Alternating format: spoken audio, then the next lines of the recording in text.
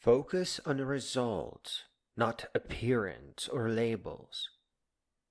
When you are young, it is profoundly important to learn about artists, adventurers, philosophers, and great beings, but also to understand that appearances are misleading and that growing up requires constant learning and effort. Just because someone looks like an adult does not mean that they are an adult yet. As we grow, we must move past labels and value results above all else. I used to call it the sum of all intent across a person's history, but I think perhaps the word results captures it better. This is not about drawing divisions or belittling adults who get tricked into working all their lives. This is about reminding ourselves that we must continue learning and creating.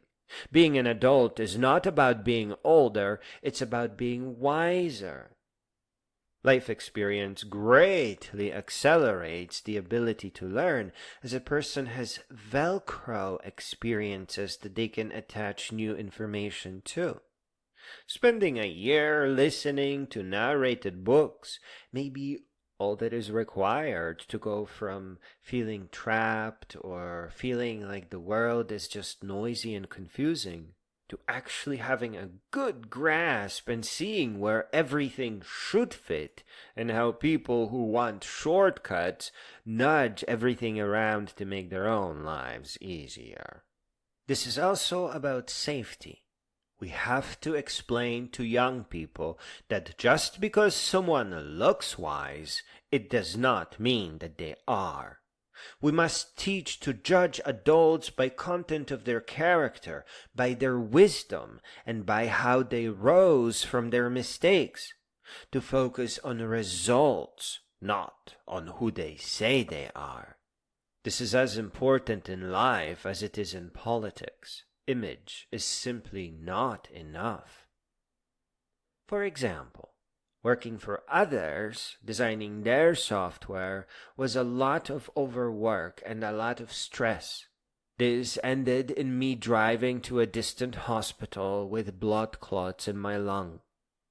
This is what I mean by the word result.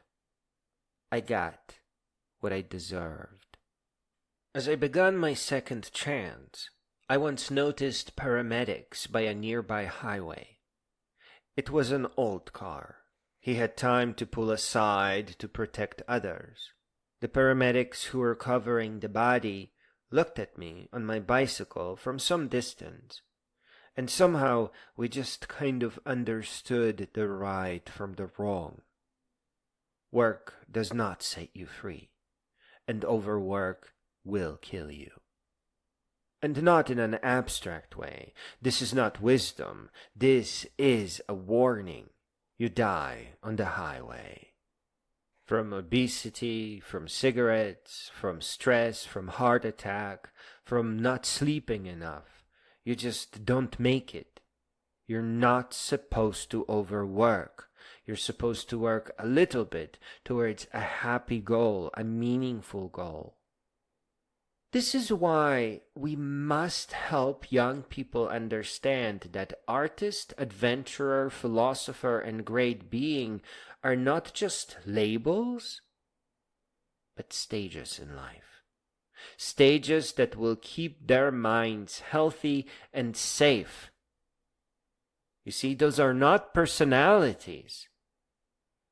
A universe without those words and without those stages for children would be a terrible place indeed.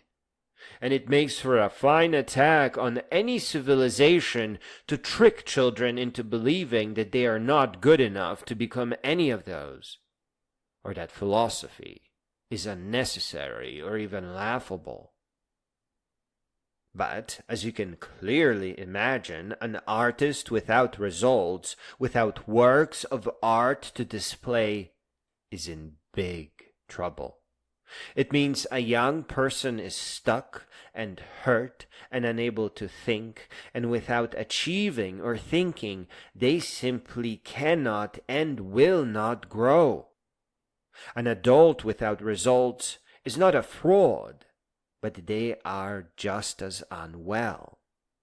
I don't know what I had when I was driving to the hospital with blood clots in my lung, but it wasn't very much. It wasn't anything I could really vocalize. Now, allow me to show you results. Let me speak, somewhat confusingly and with some buzzwords, about my bodybuilding technique and my programming efforts, to show you what an adult should be able to display, what it sounds like. In my programming, as in life, I began following the main trends and ended up being able to work for a company. But when it came to making desktop applications that I could sell on my own, languages like Perl, ASP, and PHP, or SQL databases and web pages, were no good. Even ActionScript and Visual Basic, which I enjoyed, and Java, which is neat but seemingly useless, did not help me much for cross-platform compatibility, for long-term dreaming, and power. Moreover, being a single developer, I had to abandon the idea of multiple languages and closed platforms. I could not rely on languages that could be cancelled, and I needed libraries that I could reuse without modification, both on the server and in the web browser, and even web browser add-ons or a database. Slowly, I moved towards Node.js for server work and Electron.js for desktop, which actually includes Node.js too. I rewired my brain for JavaScript, of which I think of as ECMAScript, and I privately see as my dreams of Perl, the language that was most beautiful to me. The result is pretty wild. Today, the AI makes apps for me that run live in the chat that I completely understand through and through, and I can in fact make better. And I have an XML parser which, combined with a solid and tested grasp on tagged template literals, will give me a simple language that uses signals. It has been done before, but not so respectfully towards the browser, and not so simply that the AI does not need instructions to understand it. This is a side project, but its power is greatly underestimated. It gives me the ability to use SVG graphics with components that automatically update when data changes and that can be generated by the AI. The result is easy to generate AI applications with minimal code that I can put almost directly into Firefox add-ons, especially DevTools, and make programming for programmers simpler. A developer tool is not an app, it is oxygen. When done correctly, it is critical and vital and actually worth paying for. Because programming is confusing, because there are deadlines and to-do lists, and a tool that actually helps makes a world of difference. Actually, processing credit cards on the internet is trouble. It's somewhat a bit of a responsibility that no one should take lightly. But selling developer tools for hardcore programmers, and especially for those who are new to programming, as in giving them the ability to create programs through visual programming languages, is worth my while. I can put up with all the billing nonsense just to be able to share my tools that really change people's lives. Oh yes. As to the difference between the label and the result, this is not something a child can do very well, because it does take 20 solid years to explore, understand, and most importantly for me, master the language, the technologies, the flows, the visions, the side projects, and ideas like perhaps actors and conduits, event emitters and signals. It takes time to ease into it, to appreciate it, to learn to love it and master it. Years will pass as you are having good fun learning. So programming big is kind of a thing of adulthood, an investment of years, and now with AI, I am completely speechless. All my tangents closed, all my curiosities satisfied, all my side quests complete. I feel healthy, relaxed, and for the love of goodness, I am cheat code level overpowered. It's not something I ever wanted, but I'll take it. I find artificial intelligence to be fascinating. Whether you get a boost from some technology or do it yourself, don't start your software empire hoping to win, because that's just a lot of stress and overwork. Win first, learn your lessons and become a master, and then go into battle. It's much more fun this way. And now, allow me to do some jibber-jabbering about my bodybuilding, an extension of finally conquering my obesity and becoming healthy, not just fit, but guaranteed to stay that way this time. I started by seeking evidence of muscle growth, so I began looking at the results that I knew I could trust, and slowly jogging, while heavy, revealed my calves as the source of understanding of bodybuilding. So it is a weight you can carry for extended durations with as little stopping as possible. I also approached bodybuilding with a silly childlike misunderstanding, because when I was a baby I just kind of assumed that Conan's Wheel of Pain is how it is done. That silly idea only pushed me towards duration over weight, expanding my workouts to 1 and then 2 hours for 7 days. I now do 3 hours for 5 days. It just seems like it is good to have 2 days to heal, but I will not be moving to higher weights. I like what I see, and I actually have large muscles that I don't want to make larger. I would like more definition rather than bigger muscles. So I've done so well that I'm going to hang up the heavier weights and stick to more of a aerobic fitness, hopping around and stretching exercise. Initially, as everyone else, I grew muscles, but then they stopped growing. My body handled the challenge of a crappy workout and stopped adapting. It was not possible for me to lift heavier weights. I maxed myself out. So I went to the beginning of the rack. I tried to lift non-stop for an hour. People thought it was strange, but you really have to start in the beginning. 3-pound weights won't give you big biceps, but they will help you stretch so that you don't get back pain, and so that you can explore the idea, and so that you can figure out how you don't have to bend over all the way down to the floor to pick up the weight. So it is a training weight for figuring out how to do things right. There's nothing wrong with lifting 3 pounds.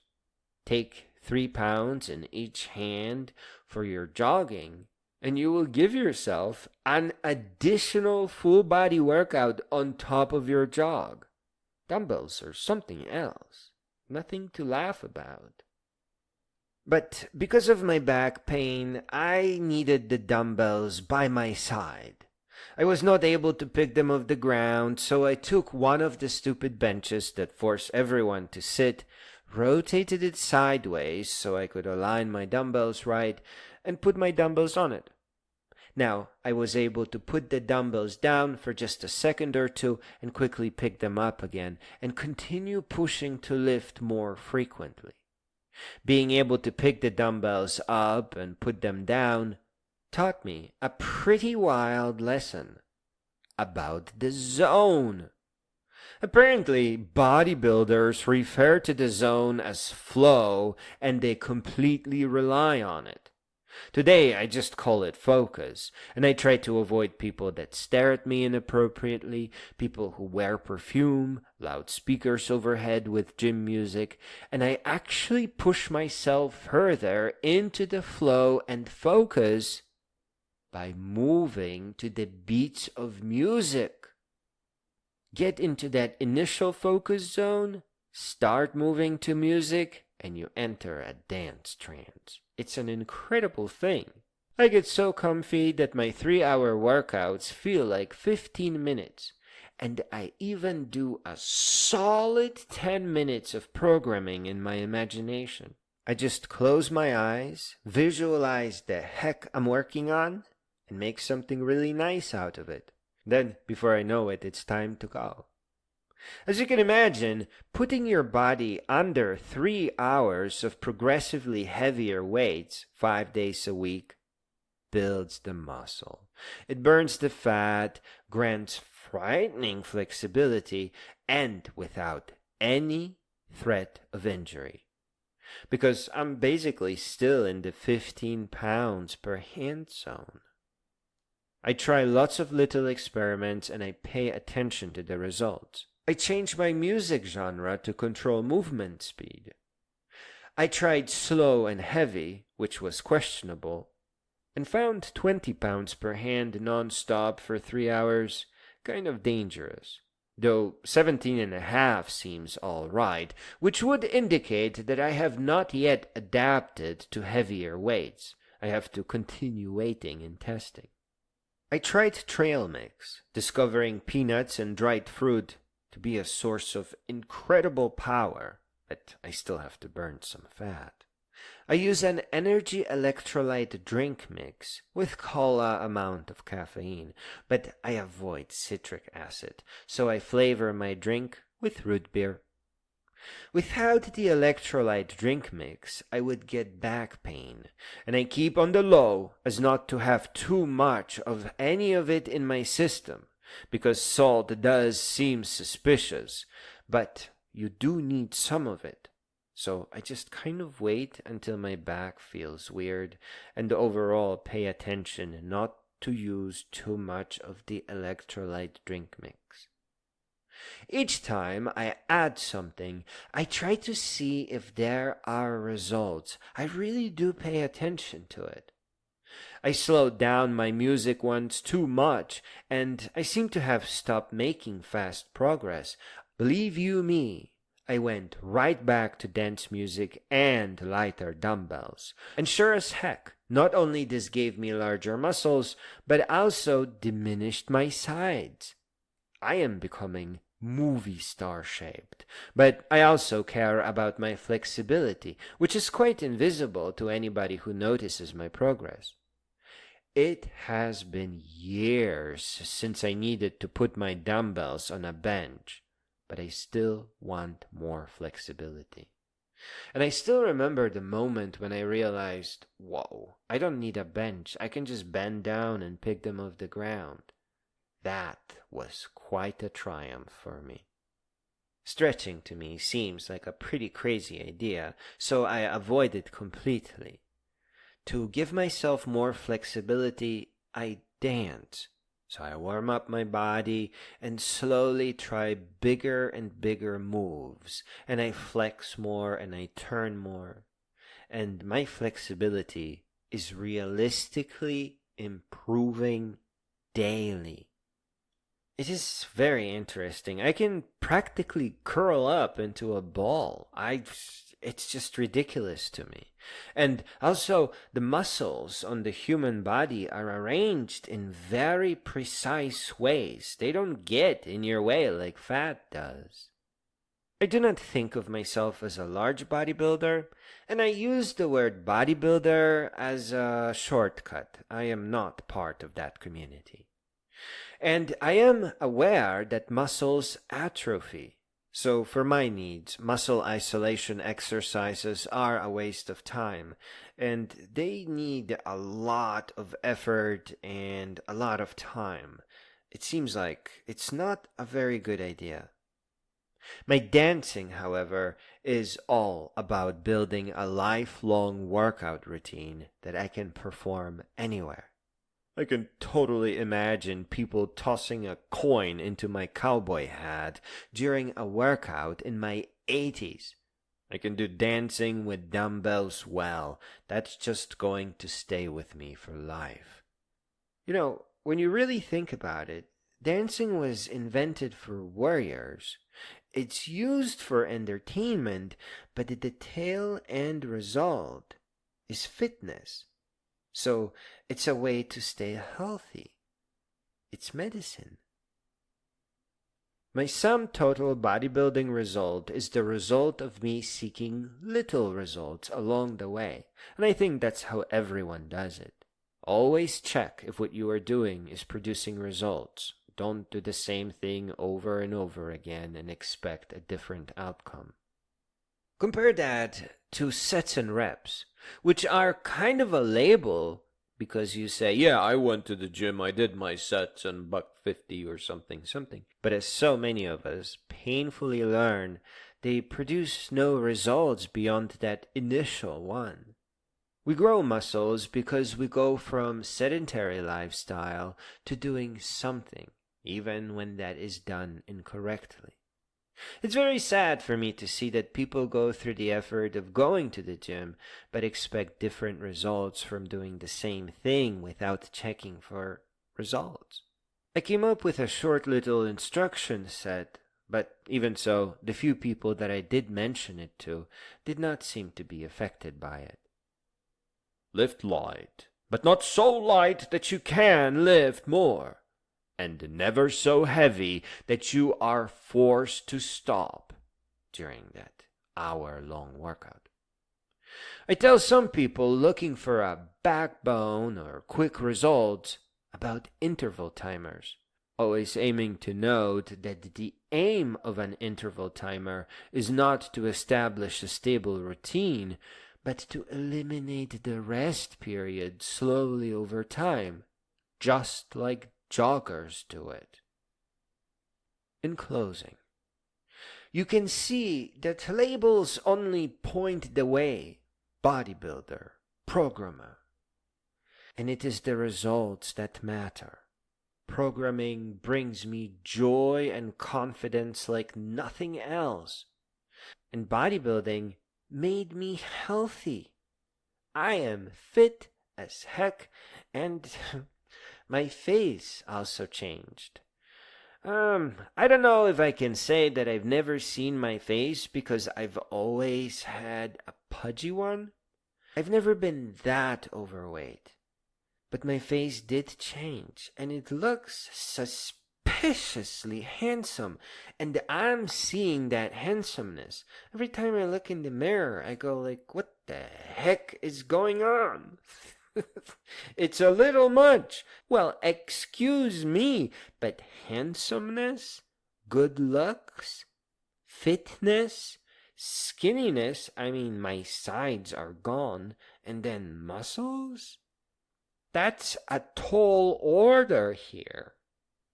Unlike bodybuilding and programming, all efforts can't be fake. They just show results that can't be made up.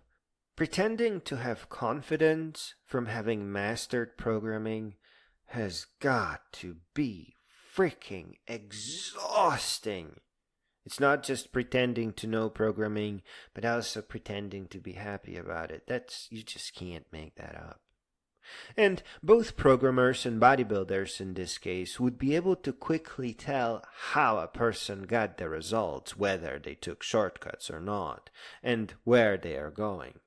And you know how it is in life. Ultimately, the person who does the pretending becomes the fool. Shortcuts in bodybuilding, I am convinced they absolutely kill. Shortcuts in programming lead absolutely nowhere. It is a very delicate art. Use labels to navigate, to measure how far you will travel, how wonderful and fantastic your arrival is going to be. Set your aims and prepare to travel for decades. And then stand your ground. Stand in your arena. Learn. Search for wisdom. Explore. Wisely evaluating the results of every effort you make. And remember, the more experienced you are, the faster you learn. What will take a young person 10 years, you will master in 6 months. Oh yes, no joke. And guess what? The larger you are, the longer you have been bodybuilding. You just need to figure out the exercise and lose the fat. Uncover the muscles that you already have. Results, results, results is where everything is at. That's where all the wisdom is. That is where all the good stuff is.